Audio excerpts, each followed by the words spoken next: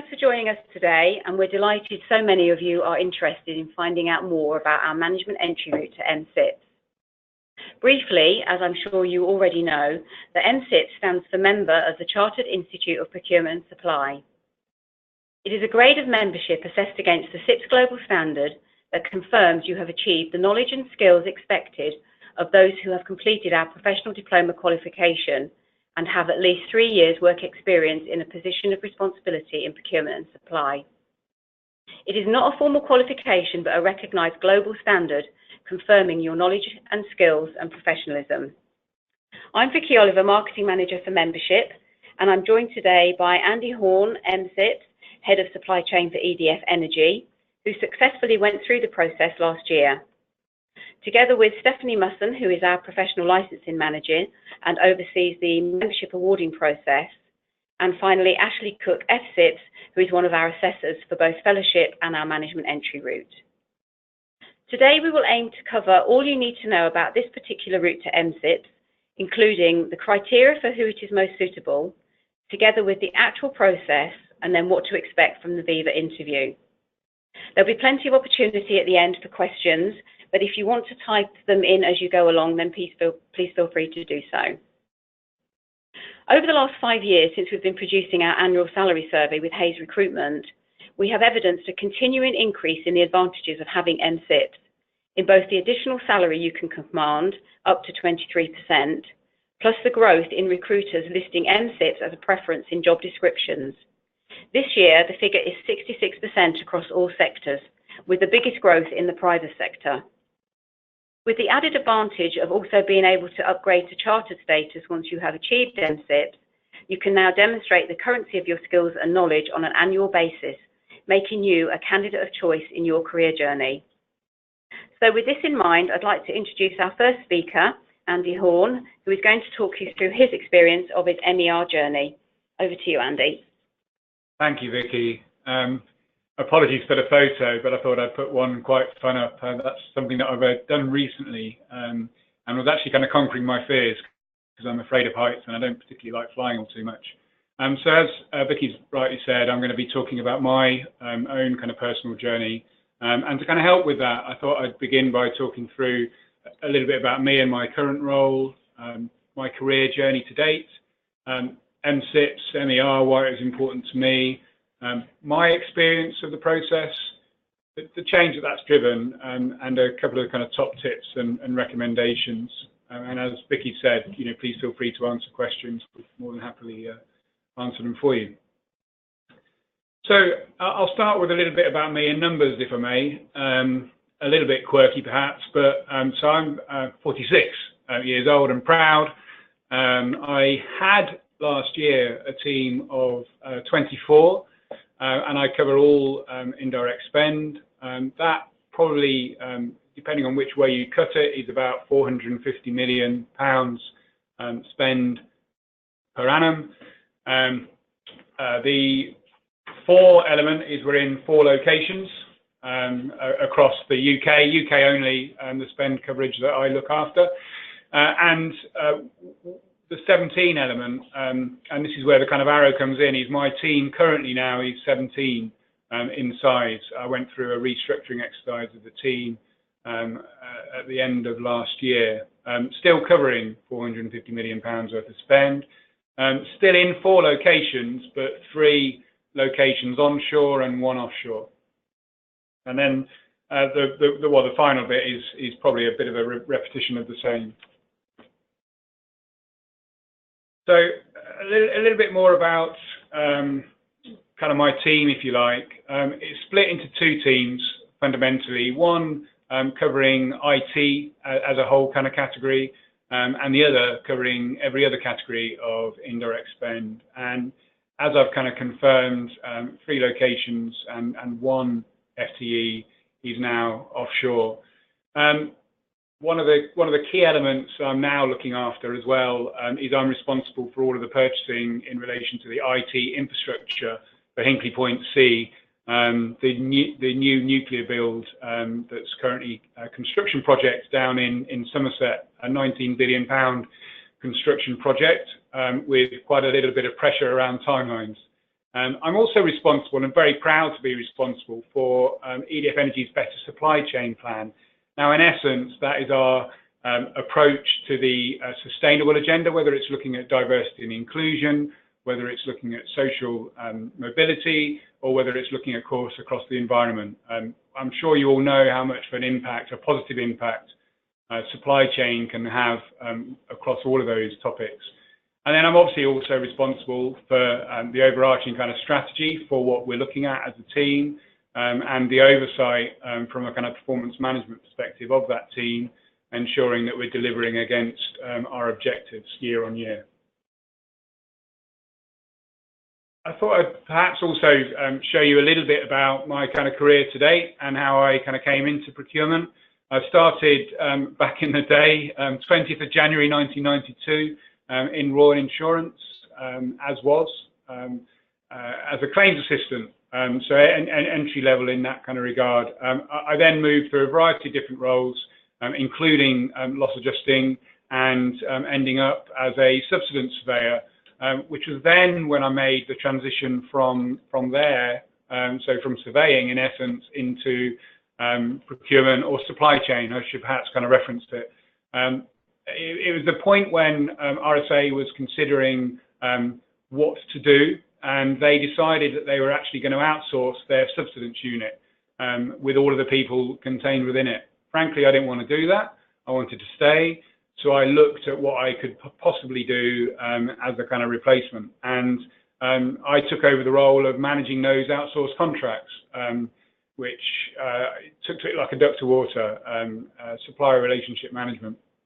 I then undertook that role for a couple of years. I then became the UK lead for supplier relationship management, and then moved from there into a global equivalent where I was responsible for delivering supplier relationship management across RSA's global footprint, 42 countries in totality. And from there, I moved into KPMG. And the reason why I kind of left RSA was, you can see from the days of Royal Insurance, I've been there since 1992. I liken it to the Cheers bar, where everybody kind of knew my name. I could kind of get things done through that, but I'd never challenged myself externally, and I wanted to do that. The opportunity at KPMG came along, and I took it with kind of both hands. Delighted to do that, and I think achieved a lot within a relatively kind of short space of time. I was there for nearly kind of 2.5 years. And I was responsible for their supplier management program, their centre of excellence, focused initially internally, but I then quite naturally started doing a lot of consulting for KPMG on supplier relationship management, best practice, framework, and all that kind of good stuff. And then that kind of brings us up to the current point. I joined EDF Energy in October 2016, and I'm head of supply chain for shared goods and services. And the reason why I left KPMG was I actually wanted end-to-end ownership. So you'll have noted from my kind of career profile, it had been very much kind of focused around supplier relationship management when I first came into the world of procurement.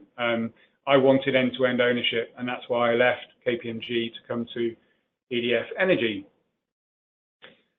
So why did I undertake MCIPS? One of the kind of core things that kind of started me in that space was the fact that many of my team were going through the learning process that is MCIPS at various levels, and so it kind of felt important to me that if I was promoting and actively recommending kind of people should kind of go through the process, then I ought to be kind of taking a look at it myself.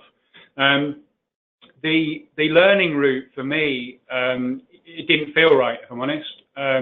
And when I looked into and explored the management entry route, I realised that because of my experience, because of my background, and because of the team that I was kind of currently running, I felt that I was a good candidate to explore that route. You know, I kind of, you know, I don't mind kind of saying at the start, I probably felt that it was going to be a little bit of a walk in the park, but I can definitely state that it wasn't. And the realization kind of dawned on me when I actually put forward my kind of submission in the first instance, just to kind of see if I qualified.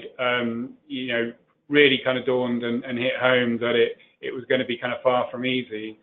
I also made a bit of a mistake as well, because I decided to tell all of my team that I was applying for this and that I was going down this route, and so unnecessarily perhaps put a lot more kind of pressure on me in that kind of regard to be successful, because I put my name up in lights that I was doing it.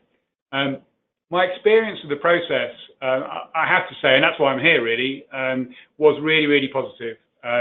It was straightforward in terms of understanding. It was timely in terms of how responsive the team were at CIPS in answering any kind of questions that I may had, and very clear throughout in terms of what the next stage of the process was. So my experience was really, really positive, and if it wasn't, I genuinely wouldn't be here talking about it now. And what's different for me now that I've achieved MCIPS? Not so much any different with how my stakeholders perceive me within EDF Energy as a business, but I've definitely found it a different approach and a positive recognition and endorsement with our suppliers. You know, just by being able to have MCIPS after my name, and I put it on my kind of every kind of email. You know, they're kind of sitting up straight or more straighter in those kind of conversations that I kind of have with them, and I genuinely see that as a kind of real positive. So a few of my kind of top tips and recommendations. Something my granddad used to kind of say to me, and is something that I try and stay true to, is don't put it off, do it now. If you are considering it, there's no time like the present. You know, I think the next part of me would be to say what I've probably already mentioned. Don't think it's a slam dunk. That's kind of where I started, as I've explained, but you know, I very quickly realised that it was not going to be easy, and I needed to work for it. And I'm glad that I did. And on that point, you know, have confidence in your experience and your knowledge. You know, where you are in your respective kind of organisations, you've got there for a reason.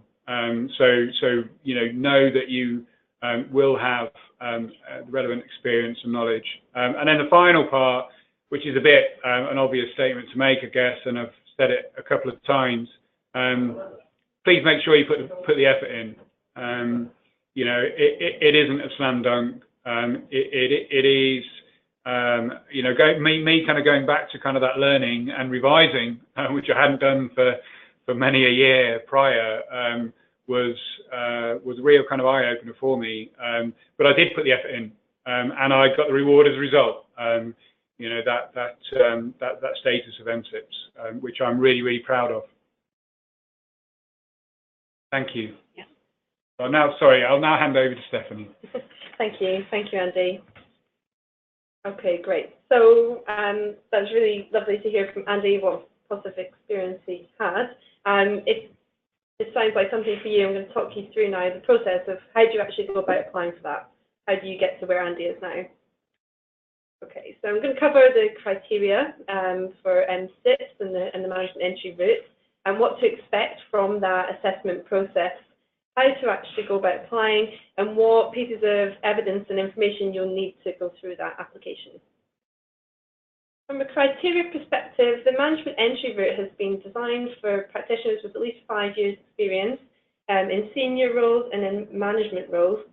The people that really best suited for this route to MCIPS are those who have developed extensive knowledge and experience throughout their career, and a learning pathway perhaps isn't the right fit for you because you've already gained that knowledge and experience to an equivalent level. And so the management entry route is designed to be an experiential assessment process for candidates who fit that criteria. In order to progress, you will need to join CIPS as an affiliate member, and you'll have to have an up-to-date ethics certificate. And through the application process, what you'll be evidencing is knowledge and experience of the competencies at the professional level of CIPS Global Standard. And our global standard is a comprehensive competency framework. If you've not come across that before, you can access that on our website. I've put the address on this slide here.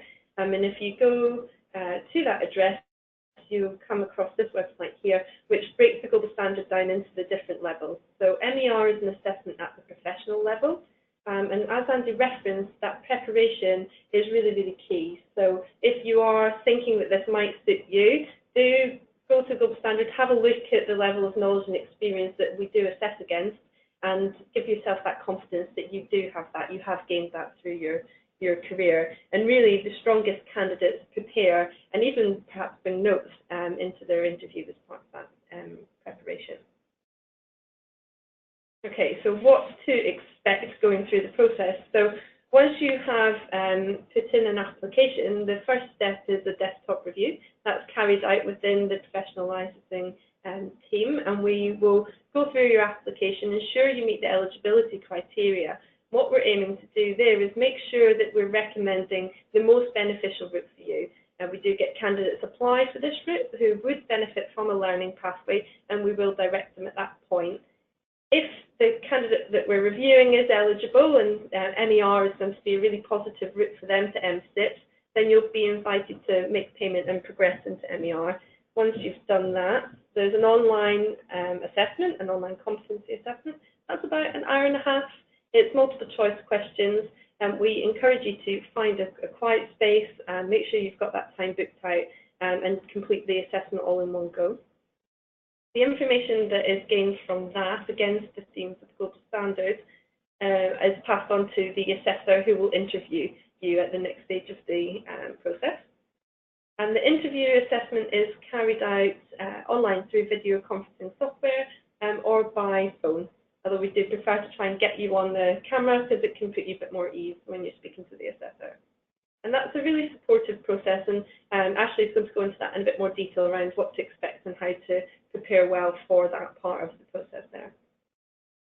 Following that assessment, we will put together an outcome and a feedback report, and that will cover details around where you have strengths and areas where you can develop further against each of the themes of the global standard.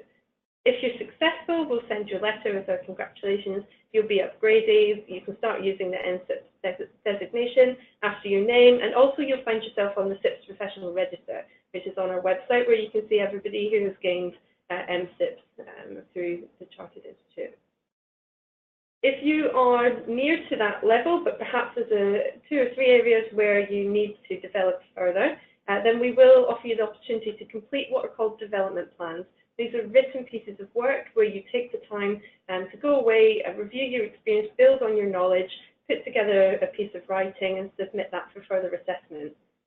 Again, if you evidence the standard at that point, then you'll be upgraded and so on and so forth. You'll also receive a certificate in the post and a welcome pack as part of that outcome. It's probably worth saying at this point that the cost for Management Entry Route is £795 currently, alongside your membership fee. Obviously, once you join as a member, you get the full member benefits as well. But with the potential to earn 23% more with MCIPS, hopefully you'll agree that that price is really, really worth it. So how do you actually apply? So the application process is online. So you go to the CIPS website, navigate through to the MCIPS page, and then from the Management Entry page, there's an Apply Now button. Again, that takes you through an online form, and I'm going to let you know what you need ready to complete that application form now. Okay, so we ask for some personal details, and so your name, your membership number, date of birth, etc. That's to verify you and match you to our correct records. We ask for confirmation that you have a current ethics certificate and affiliate membership is current, and we will obviously check that in our system, but that's a reminder really for yourself at that point. The supporting evidence we ask for is a career history, which you can take from your CV, an organisational chart, and a letter of support from your line manager. If you don't have a direct line manager, there is guidance around how you submit equivalent evidence for that as well, so please don't worry. So the career history, it's really important you make sure it's up to date. Keep it really simple and avoid acronyms for us. What we're looking for there is that evidence that you have been working in senior positions, in management positions for 5 out of the last 10 years.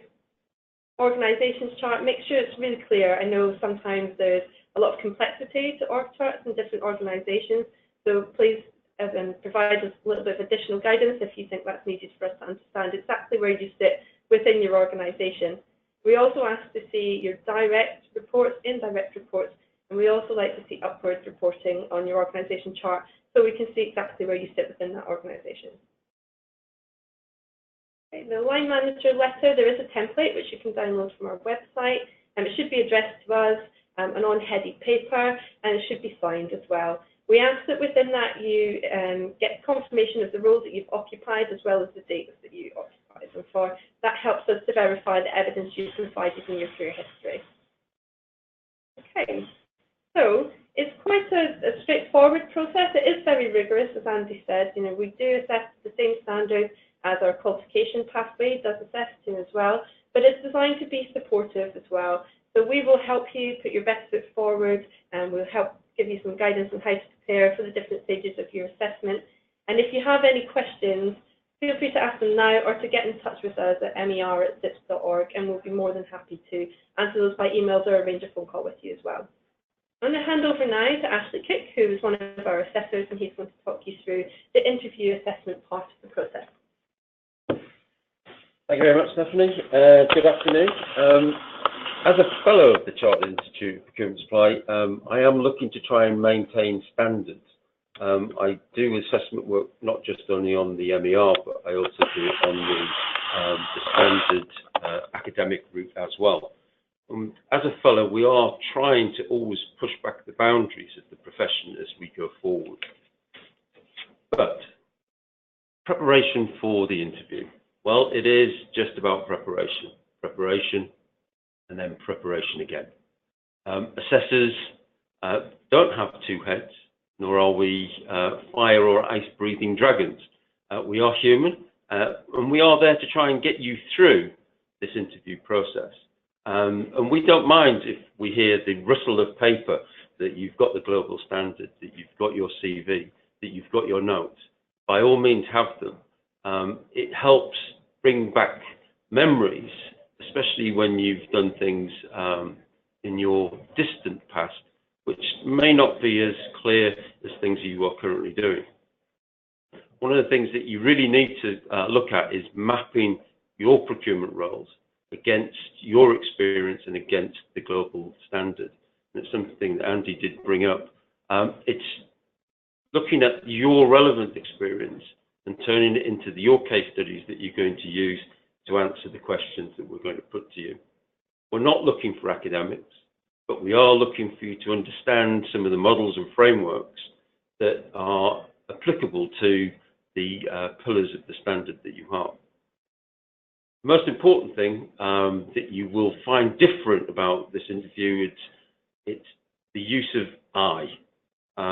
Managers quite often talk about what we do, but what we're interested in as assessors is what you've done in your personal aspect, what your knowledge is. Now, the interview itself will take around about 70 to 100 minutes. On average, it takes around about 90. We do take a break halfway through as a comfort stop. I would advise you to have water or a drink available, especially as you're doing most of the talking. The assessors tend to do very little, apart from lots of writing and asking questions. We do record it, so please try not to use any acronyms, because that does kind of cause some confusion when we're writing up our reports. And we may not know the acronyms that are used within your organisation or your industry. We do ask some probing questions quite often, especially if we haven't got everything that we want. We will endeavour to ensure that we extract all the information that we require, that we can gather from yourself, from your CV, to make sure that we get what we want to get you through this process. That may also mean that we do move you on. Once we've got everything in a certain area, we want to keep the interview on track, so we will stop you once we've got everything that we need and carry on with the next question. Just a word of warning, it's more for yourself rather than for the assessor. Make sure that your telephone is turned off, and if you're doing this at home, just let your family know that you are starting the interview. We have had many instances of young family running in to wish daddy or mummy well in the interview, and they are then flustered for the next 5 minutes until we can get back on track. But we're there to help you. We're there to get you through this. So don't worry if that does happen to you. An important part is you can use the same case study materials for the different pillars. So you don't have to try and find a new one for each, just if that is applicable. So you can always use the same example anytime you want. But the MER interview overall, this interview is about you. It's about your knowledge. It's about your skill. It's about your experience. Use the word I. And possibly point number 3 is probably the best one. Relax, breathe, smile, and enjoy. It is a good process. This is a culmination of all of your experiences, all of your skills, and you have all the rights to be there in that interview. And the assessor is there just to try and make sure that we cover, maintain the standards and get you through to the next bit. And I shall now hand you over to Vicky for the question and answers. Okay, thanks very much to all our speakers, and I hope that's given you a real insight into what the process actually covers and the criteria of those who would be expecting to apply. We can move on to some question and answers. We've got plenty of time, so if you've got any questions that you would like to ask, then please feel free. If you've got questions that you don't want broadcast, then obviously you can go back and use the mer@cips.org, and we'll answer those to you more personally.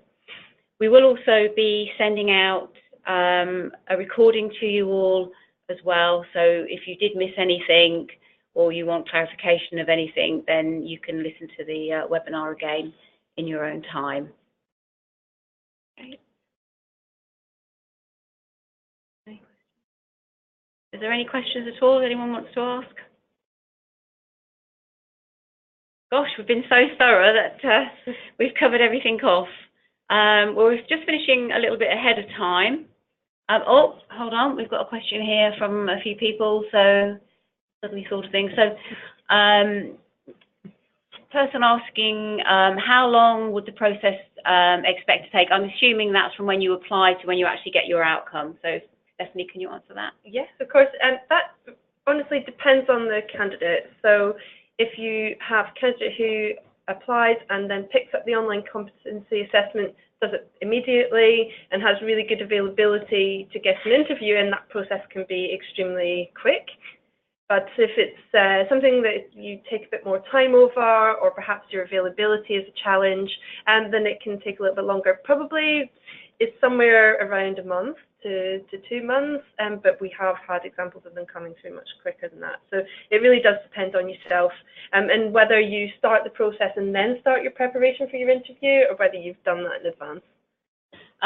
We've also had another question about the payment of when you actually pay your fee, whether it's before this, any of the assessments or after. Okay, yeah, I'll answer that one again, Vicky. So you must join as a member before you can have any form of assessment.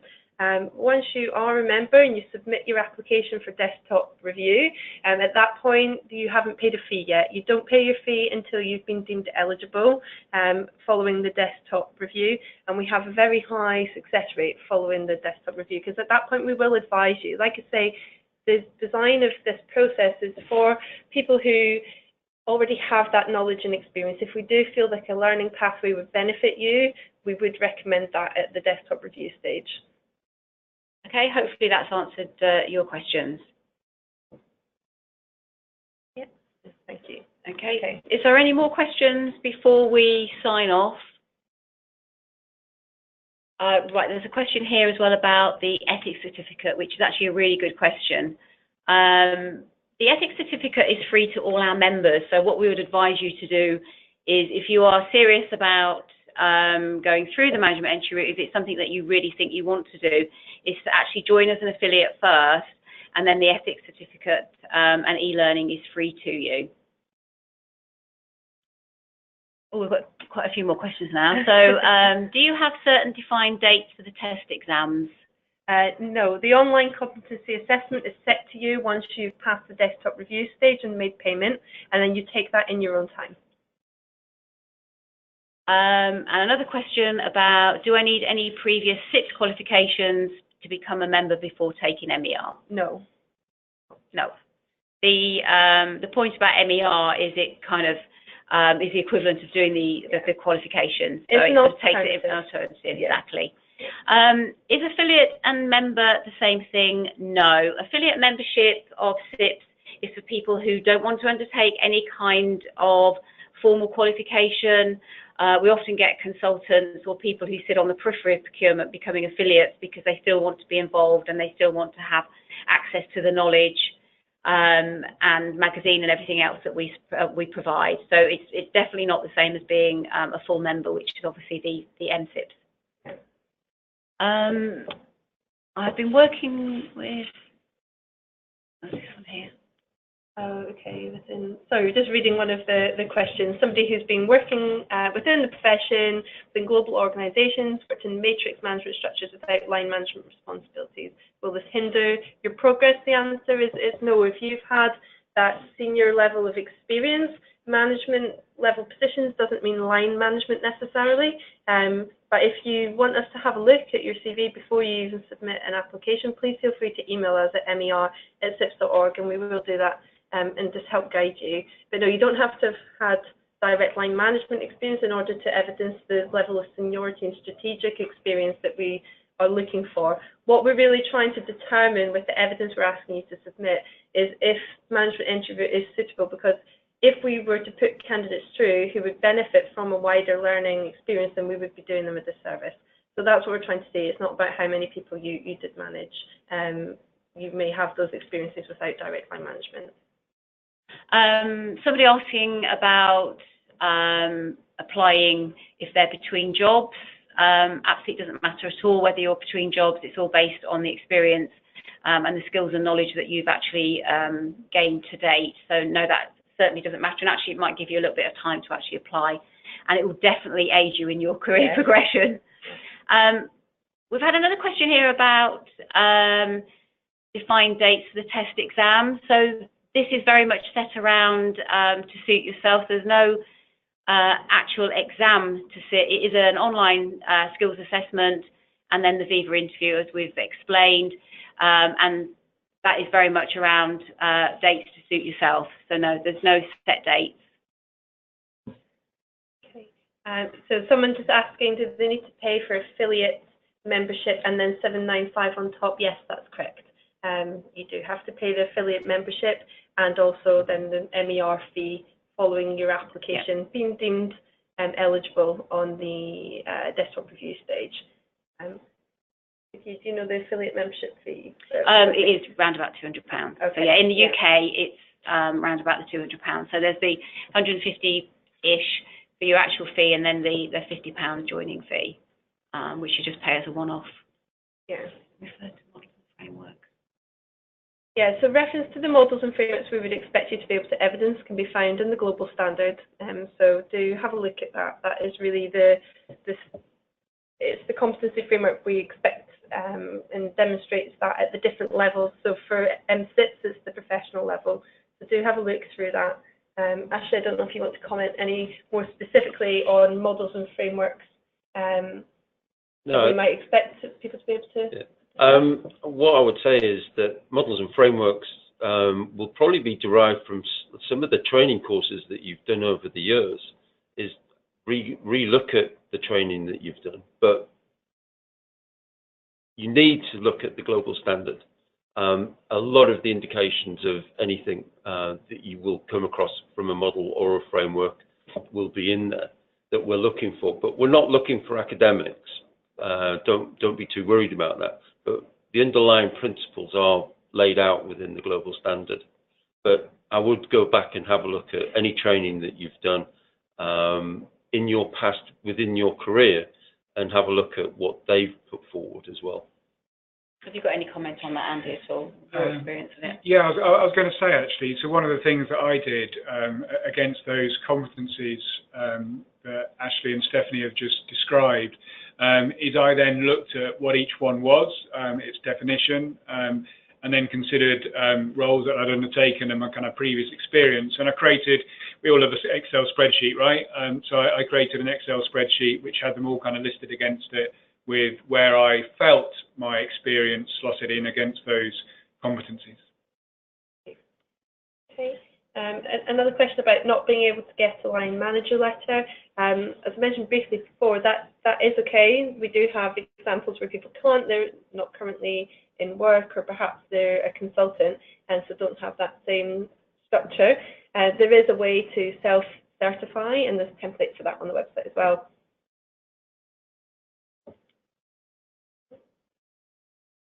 I think we might have answered all of the questions now. If anybody does think of anything else, like we said, please just email us at mer@cips.org. Yeah, I think. Okay. So thank you for joining us today, and thanks to our speakers who, as I say, I hope have inspired you into taking the management entry route and to start taking advantage of having a globally recognised endorsement of your skills within procurement and supply. As Stephanie says, we can answer any other questions or any queries that you have by emailing us at mer@cips.org, or you can always call us as well. And we look forward to welcoming you into MCIPS.